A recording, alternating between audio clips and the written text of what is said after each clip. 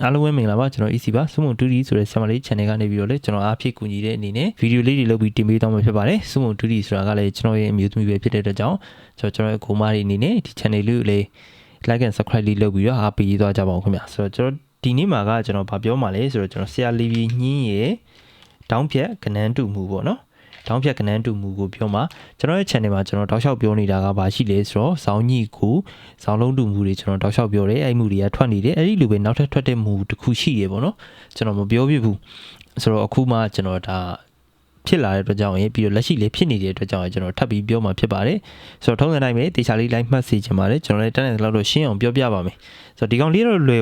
ပါတယ်ဆိုတော့ကျွန်တော်တို့ကဒေါင်းဖြတ်ကနန်းတူတွေဆိုတာကကျွန်တော်တို့ဒီလိုပေါ့နော်ဒီမှာဆို9 ခွန်လေးဆိုတဲ့ထွက်စဉ်အရာကျွန်တော်တို့ကဘာရှိလဲဆိုတော့ဒီမှာ9ရဲ့ပေါ့နော်ဒီလိုမျိုးထိတ်နဲ့အပိတ်နဲ့တူတယ်ဆိုတော့ဒီလိုဒေါင်းဖြတ်တူလဲရတယ်နော်အခုဒီမှာဒါဆိုခွန်နဲ့4နဲ့ပေါ့နော်ခွန်နဲ့4နဲ့ကမတူဘူးဆိုတော့အဲ့လိုခဏနှစ်ခုတူလဲရတယ်ပေါ့နော်ဆိုတော့ဘလို့တူပေါ့ဒီလိုတောင်းဖြတ်တူပြီဆိုလို့ရှိရင်ねကျွန်တော်တို့ကအဲ့ကနေဘာရမလဲဆိုတော့ကျွန်တော်တို့ကလေးလုံးခွေတစ်ခုရမယ်နော်လေးလုံးခွေတစ်ခုရမယ်အဲ့လေးလုံးခွေရတော့ကျွန်တော်ဆရာလီဗီညင်းရဲ့ထုံးစံတိုင်းပဲပေါ့နော်ကျွန်တော်9ရက်အတွင်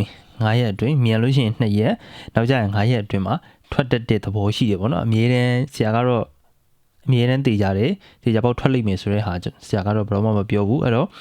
9ရက်အတွင်းမှာထွက်တဲ့သဘောရှိတယ်ဒါဆိုလို့ရှိရင်ကျွန်တော်တို့ကဒီမှာစကြည့်လိုက်မယ်ဆိုကျွန်တော်တို့က9နဲ့တော့ဒီလိုတောင်းဖြတ်တူတယ်ဒီလိုတောင်းဖြတ်တူပြီဆိုလို့ရှိရင်ကျွန်တော်တို့ကဘာလုပ်ကလဲဆိုတော့ကျွန်တော်လေးလုံးအခွေယူဖို့အတွက်ဆိုလို့ရှိရင်ကျွန်တော်တို့ကဒီကဏ္ဍ3လုံးကိုပေါင်းရတယ်နော်အပေါ်ဘွဲ့ရဲ့အဲ့ဒီကဏ္ဍ3လုံးကိုပေါင်းလိုက်တဲ့အခါကျတော့ကျွန်တော်တို့ကဒီမှာ1ရယ်ခွန်ရယ်4ရယ်ကိုပေါင်းလိုက်လို့ရှိရင်ကျွန်တော်တို့က2ရတယ်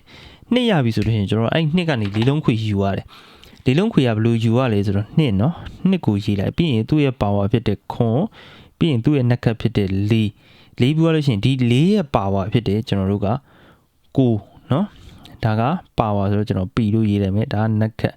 ပြီးရင်သူ့ရဲ့ p ပေါ့နော်အဲ့လိုမျိုးသွားတယ်ဆိုတော့ဒါမှတော့မရေးတော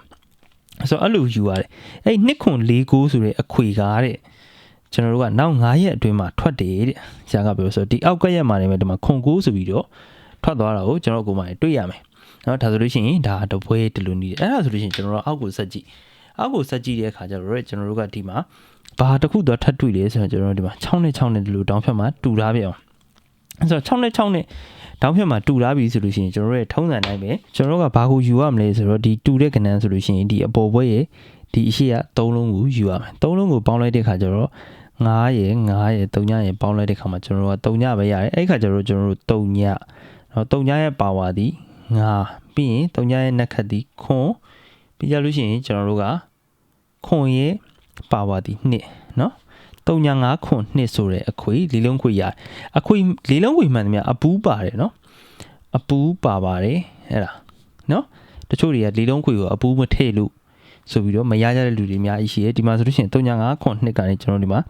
2ဆိုတဲ့ခဏတစ်ခုထွက်သွားတာကျွန်တော်ကိုယ်မှတွေ့ရမယ်ဒါ9ရက်ဆိုပေမဲ့သူ့အောက်ကရက်မှာကြာတော့နော်ဒါဆိုလို့ရှိရင်ကျွန်တော်တို့အဲ့ဒီလိုပဲဆက်ကြည့်တဲ့အခါကျတော့ကျွန်တော်တို့ဘာရှိလဲဆိုတော့ကျွန်တော်ဒီမှာ2နဲ့တူလာတာကိုကျွန်တော်ကိုယ်မှတွေ့ရမယ်ကျွန်တော်ဒါလေးဖြတ်လိုက်မယ်ဆိုတော့2နဲ့ကအဲ့လိုတူပြီဆိုလို့ရှိရင်ကျွန်တော်တို့ကဒီအရှိရာခဏ3လုံးကိုပေါင်းရမယ်ဆိုတော့6ရဲ့1ရဲ့2ရဲ့6ရဲ့1ရဲ့2ရဲ့ပေါင်းလိုက်တဲ့အခါကျတော့ကျွန်တော်တို့က9ရတယ်နော်9ဆိုလို့ရှိရင်9ရဲ့ပါဝါသည်4 9ရဲ့နက်ခတ်သည်6ပြီးကြလို့ရှိရင်6ရဲ့ပါဝါသည်1 9 4 6 1အခွေတဲ့နော်အဲ့ဒီ9 4 6 1အခွေကကျွန်တော်တို့ဒီမှာ3ရက်မြောက်နေမှာ4ဆိုပြီးပြန်ဆင်းတယ်နော်ဒီမှာ4ဆိုပြီးပြန်ဆင်းတယ်โอเคဒါဆိုလို့ရှိရင်ကျွန်တော်တို့ကဒီမှာ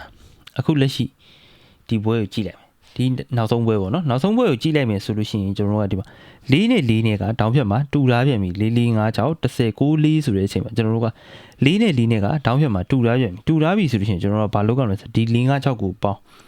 းဆိုတော့4ရယ်5ရယ်6ရယ်ကိုပေါင်းလိုက်တဲ့ခါကျကျွန်တော်တို့ကပေါင်းခြင်းသည်9ရတယ်9ဆိုလို့ရှိရင်ကျွန်တော်တို့က9ကိုယူမယ်ပြီးကြလို့ရှိရင်9ရဲ့ပါဝါသည်3ည9ရဲ့နက်ခတ်သည်3ပြီးကြလို့ရှိရင်3ရဲ့ပါဝါက8ဆိုတော့9 3ည3 8ဆိုတဲ့အခွေကကျွန်တော်တို့နောက်တစ်ပတ်ထဲမှာမွေးရမယ်အခွေဖြစ်တယ်ကျင်းစီပေါက်ထွက်မှာလားဆိုတော့ဒါကထွက်တဲ့သဘောရှိရဲဆိုတော့ကိုကျွန်တော်ကိုမာတွေကိုကျွန်တော်ကဒီအပေါ်မှာအရှိကအနီးကပ်ဆုံးဖြစ်စဉ်3ခုနဲ့ပြ ပြောပြခဲ့ပြီးဖြစ်တယ်ဒါကြောင့်ကျွန်တော်ကိုမာရီကနောက်တော့မှဒီခွေကိုတခြားသောကိုယ့်ရဲ့စိတ်ကြိုက်ကနန်းဒီထိတ်ဒီ break ဒီကီးတွေနဲ့တိုက်ဆိုင်ပြီးတော့ချင့်ချင်ကစားနိုင်စီဖို့ရအတွက်ကျွန်တော်က